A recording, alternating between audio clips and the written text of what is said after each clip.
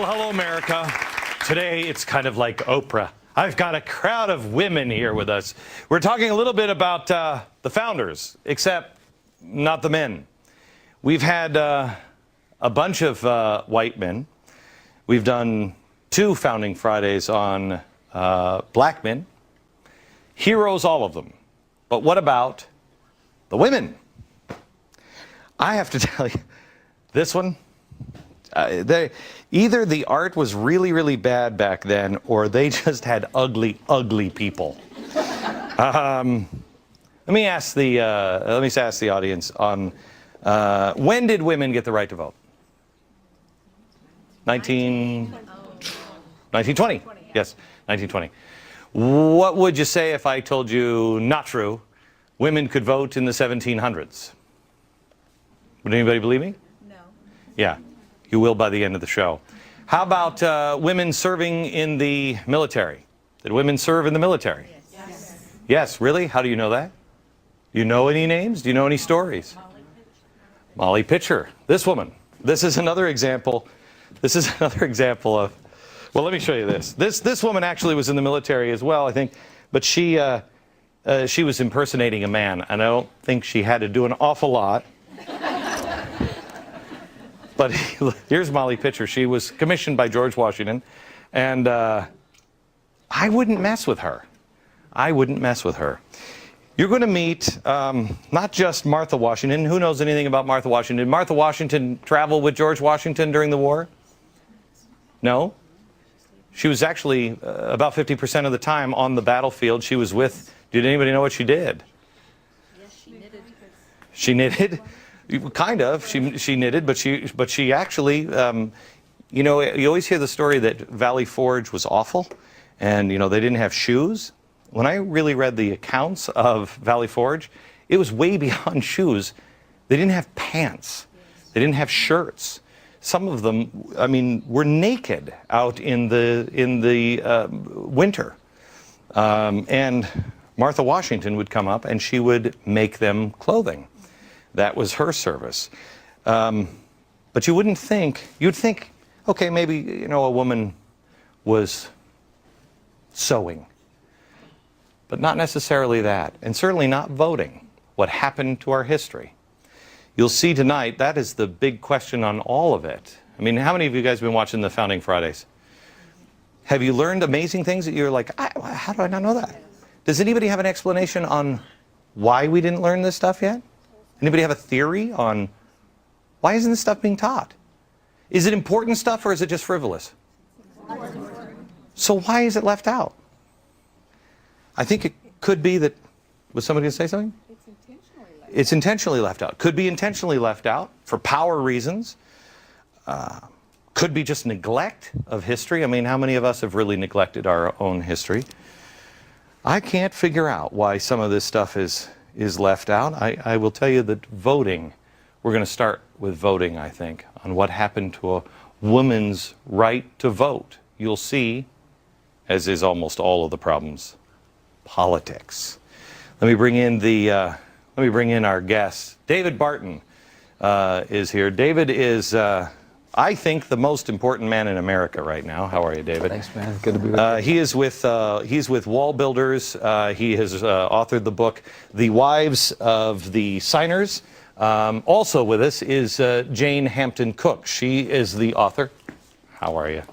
Good to see you. She is the author of Stories of Faith and Courage from Revolutionary War. She also wrote the book called Faith of America's First Ladies. Okay, so let's start with women's right to vote. I thought it was 1920.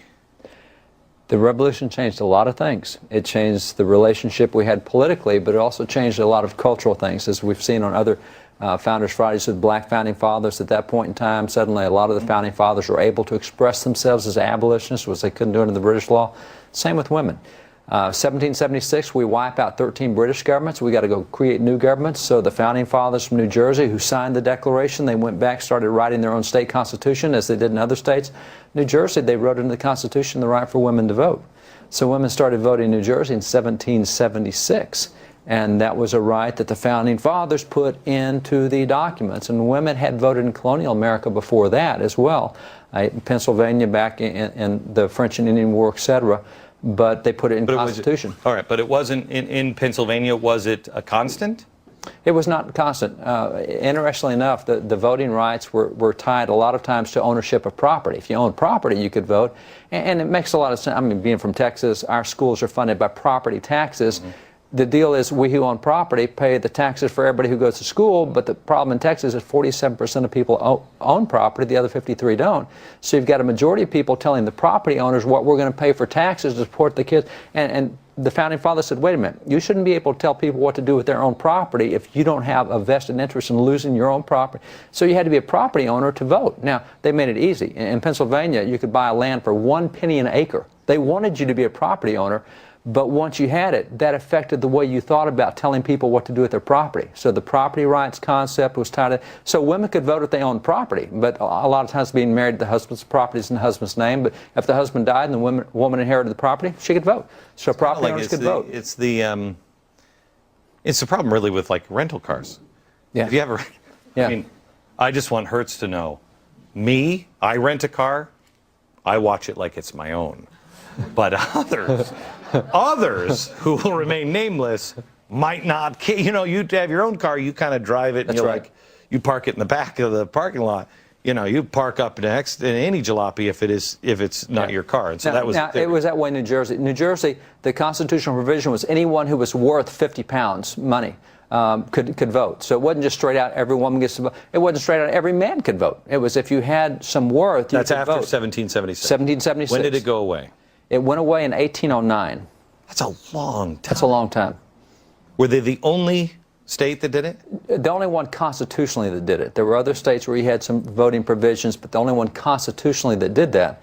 And So the year, I think this is the year after we abolished the slave trade. 1808, we abolished the slave trade The through next Congress. year, we take African Americans and say, we're not going to do this as trade anymore. We're halfway home. Yeah. The next year, we're like, yeah, but that women thing, I don't know. Well, it was interesting because significantly the rise of political parties, and you have all these political parties that started, two primary ones, Federalists and Anti-Federalists, and this Jefferson-Adams kind of the fight they got into. By 1809, most of the women were voting with the Federalists. So when the Anti-Federalists got power in New Jersey, they said, wipe out the women's vote. They're voting in the wrong political party. We're not going to be able to sustain ourselves with it. So that's really where the woman's right to vote went away. It wasn't on grounds of equality or inequality. It was on the grounds of, they vote for the wrong party. Now that we've got control, we're going to take the power away. Well, and you just think, too, the whole concept was based on taxation without representation. Yeah. That's what we were crying out against in 1776. And to think, really, in a short time, it was taken away for a good number of people. But women played, I mean, I think everybody, if I said smartest woman founder or most active woman founder, who would you say? Anybody come to mind? Abigail Adams. Abigail Adams, was she the pinnacle of an active political woman? I think so, because and I think the reason why we think that about her is because of her writing record. We have her letters, and we don't have that with a lot of these other women. And that's why we don't know as much in part. But Abigail was the breadwinner in that family. I mean, when John Adams joined the Continental Congress, he gave up his law practice. That was half of their income. Abigail said, I'll take over the other half. I'll become a farmeress. I hope to be as good a farmeress as you are a statesman. A farmeress. Yes, a farmeress. And you know, by all accounts, she was better at it than he was, because he was getting letters from his neighbors saying, you know, Abigail's doing a pretty good job, better than you ever did. And May I just say, and my mother-in-law is in the audience, so close your ears. Sometimes guys pretend to be bad at stuff, so then the wife, honey, you are so good at that. I just think it's like wrapping presents. You know your husband stinks at wrapping presents, so on Christmas Eve, you're wrapping all the presents. Really? We're better than you. We're just smart. that is true. But You know your husband gets worse when he wraps presents, doesn't he? it does. He does. I purposely wrap the presents Yeah, I badly know. so he'll do. I know. But you know, the thing about Abigail is she didn't like farming. It turned out to be a really difficult thing. She came into counterfeit money accidentally and lost a lot of money. Her tenants would just up and quit and wouldn't pay their rent. They had crop shortages.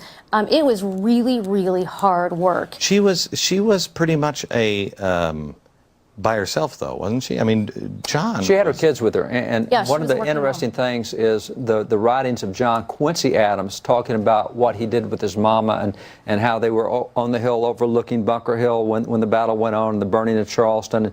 And so she was very active in a lot of ways, and a lot of those around her did a lot of recording of what she did. So you have her writings, you have the writings of other parts of the family, but she was so respected and so good at what she did that in 1775, the Continental Congress appointed her to part of a committee that we might call like an intelligence committee.